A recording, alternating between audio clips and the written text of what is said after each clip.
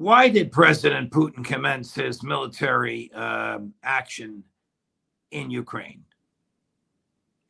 The short answer, Judge, is that he had no other options. No other options to defend Russia. I'm one who believes that Putin recognizes his first responsibility is to defend Russia. He tried everything else for 7 years since we overthrew the government in Kiev. And finally, he realized that he had been diddled. He acknowledged that he had been diddled when the chief proponents, or actually the overseers of the Minsk agreements. Now, the Minsk agreements were agreements to stop the fighting in the eastern Ukraine and to give Donetsk and Lugansk a measure of autonomy. They all agreed on that.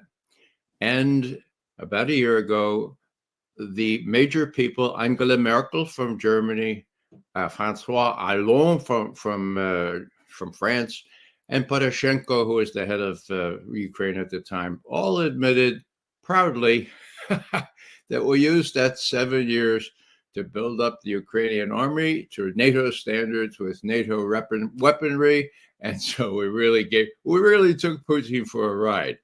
He admits that.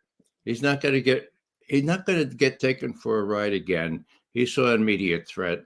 And when people say, Judge, that he had other options, well, I think they have sort of a duty to explain at least what one of those, or maybe two of those options were.